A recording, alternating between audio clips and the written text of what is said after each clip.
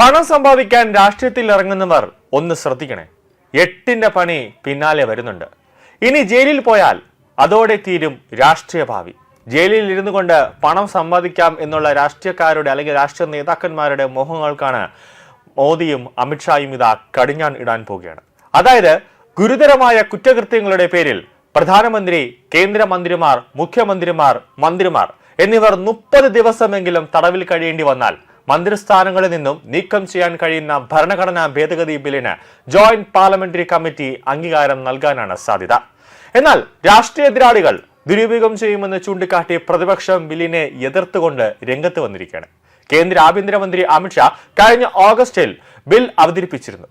5 വർഷമെങ്കിലും തടവ് ലഭിക്കാവുന്ന ഗുരുതരമായ കുറ്റകൃത്യങ്ങളിൽ അറസ്റ്റ് ചെയ്യപ്പെട്ട കേന്ദ്രമന്ത്രിമാർ 30 ദിവസമെങ്കിലും പോലീസ് കസ്റ്റഡിയിൽ തുടരുന്ന ഒരു സാഹചര്യമുണ്ടായാൽ, അതായത് ജയിലിൽ തുടരുന്ന ഒരു സാഹചര്യമുണ്ടായാൽ മന്ത്രിയെ ആ സ്ഥാനത്ത് നിന്നും നീക്കം ചെയ്യാൻ പ്രധാനമന്ത്രി രാഷ്ട്രപതിയോട് ശുപാർശ ചെയ്യണം. പ്രധാനമന്ത്രി അഥവാ രാഷ്ട്രപതിയോട് ശുപാർശ ചെയ്തില്ലെങ്കിൽ 31-ാം ദിവസം കേന്ദ്രമന്ത്രിയുടെ സ്ഥാനം തനിയെ നഷ്ടപ്പെടും. ഇത് കേന്ദ്രമന്ത്രിമാർക്കും ബാധകമാണ്, കൂടാതെ മറ്റ് സംസ്ഥാനങ്ങളിലെ മന്ത്രിമാർക്കും ബാധകമാണ്. ഇനി പ്രധാനമന്ത്രിയാണെങ്കിലോ ജയിലിൽ കിടക്കുന്നത് അല്ലെങ്കിൽ അറസ്റ്റിലാകുന്നതെങ്കിൽ രാജിവെക്കണം. ഇനി രാജിവച്ചില്ലെങ്കിൽ 31-ാം ദിവസം സ്ഥാനം തനിയെ നഷ്ടമാകും. സംസ്ഥാനങ്ങളിൽ മന്ത്രിമാർ ഇത്തരത്തിൽ അറസ്റ്റിലായാൽ ആ സ്ഥാനത്ത് നിന്നും നീക്കാൻ മുഖ്യമന്ത്രി ഗവർണറോട് ശുപാർശ നൽകണം. ഇനി കേന്ദ്രഭരണ പ്രദേശമാണെങ്കിൽ രാഷ്ട്രപതിക്കാണ് ശുപാർശ നൽകേണ്ടത്. 3 സുപ്രധാന ബില്ലിനെ കുറിച്ചുള്ള റിപ്പോർട്ട് ജൂലൈ 17-ന് പാർലമെന്ററി സംയുക്ത സമിതി അംഗീകരിച്ചേക്കും.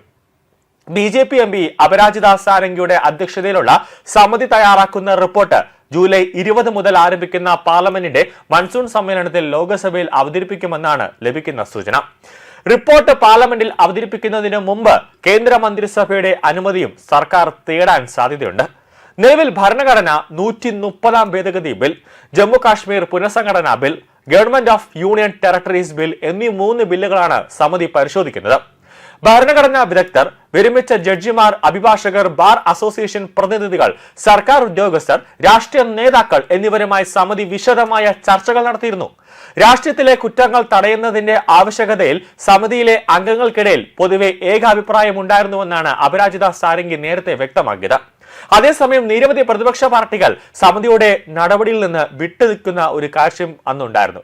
കുറ്റം തെളിയുന്നതുവരെ ഒരാൾ നിരപരാധിയാണെന്ന അടിസ്ഥാന നിയമ തത്വത്തിന് ബില്ലുകൾ വിരുദ്ധമാണെന്നും 30 ദിവസത്തെ കസ്റ്റഡി മാത്രം അടിസ്ഥാനമാക്കി ജനവിധിയിലൂടെ തിരഞ്ഞെടുക്കപ്പെട്ടവരെ സ്ഥാനത്ത് നിന്നും നീക്കുന്നത് ഭരണഘടനാ വിരുദ്ധമാണെന്നാണ് പ്രതിപക്ഷം ആരോപിക്കുന്നത്. കേന്ദ്ര പ്രതിപക്ഷം ഭരിക്കുന്ന സംസ്ഥാന സർക്കാരുകളെ ലക്ഷ്യമിട്ട് നിയമം ദുരുപയോഗം ചെയ്യാൻ സാധ്യതയുണ്ടെന്നും പ്രതിപക്ഷം മുന്നറിയിപ്പ് നൽകുന്നുണ്ട്. ബില്ലുകൾ പ്രകാരം കുറഞ്ഞത് 5 വർഷം തടവ് ശിക്ഷ ലഭിക്കാവുന്ന കുറ്റകൃത്യങ്ങളിൽ അറസ്റ്റിലായി തുടർച്ചയായി 30 ദിവസം കസ്റ്റഡിയിൽ കഴിയുന്ന പ്രധാനമന്ത്രി, കേന്ദ്രമന്ത്രി, മുഖ്യമന്ത്രി തുടങ്ങിയവർക്ക് 31-ാം ദിവസം മുതൽ പദവി നഷ്ടമാകും. ഈ വ്യവസ്ഥയാണ് ഏറ്റവും കൂടുതൽ വിവാദമായിരിക്കുന്നത്. യൂണിയൻ ടെറിട്ടറീസ് സർക്കാർ ഭേദഗതി ബിൽ ഗുരുതര ക്രിമിനൽ കേസുകളിൽ അറസ്റ്റിലാകുന്ന മന്ത്രിമാരെ ആ സ്ഥാനത്ത് നിന്നും നീക്കുന്നതിനുള്ള വ്യക്തമായ നിയമവ്യവസ്ഥ നിലവിൽ നിയമത്തിൽ ഇല്ല എന്ന് ചൂണ്ടിക്കാട്ടിയാണ് പുതിയ ഭേദഗതി നിർദ്ദേശിക്കുന്നത്. ജൂലൈ 17-ന് റിപ്പോർട്ട് അംഗീകരിച്ച ശേഷം മൺസൂൺ സമ്മേളനത്തിൽ ഇത് അവതരിപ്പിക്കുന്നതോടെ ബില്ലുകളുടെ ഭാവി സംബന്ധിച്ച് നിർണായകമായ ഒരു തീരുമാനങ്ങൾ ഉണ്ടാകുമെന്നതാണ് യാഥാർത്ഥ്യം. അതായത് മന്ത്രിമാരെ ഇരിക്കുന്ന സമയത്ത് തന്നെ വലിയ രീതിയിലുള്ള അഴിമതികളിൽ ഏർപ്പെടുന്നു, അല്ലെങ്കിൽ കുറ്റകൃത്യങ്ങളിൽ ഏർപ്പെട്ട് കേസുകളൊക്കെ ഉണ്ടാവുമ്പോഴും മന്ത്രി അല്ലെങ്കിൽ രാഷ്ട്രീയ പാർട്ടി അല്ലെങ്കിൽ രാഷ്ട്രീയ നേതാവ് എന്ന പ്രിവിലേജിലാണ് കുറെ രാഷ്ട്രീയ നേതാക്കൾ രാജ്യത്ത് കഴിഞ്ഞുകൂടുന്നത്. അവരെയെല്ലാം അടപടലം പൂട്ടുക എന്നൊരു നീക്കത്തിലേക്കാണ് മോദിയും അമിത്ഷായും ഇപ്പോൾ എത്തിയിരിക്കുന്നത്.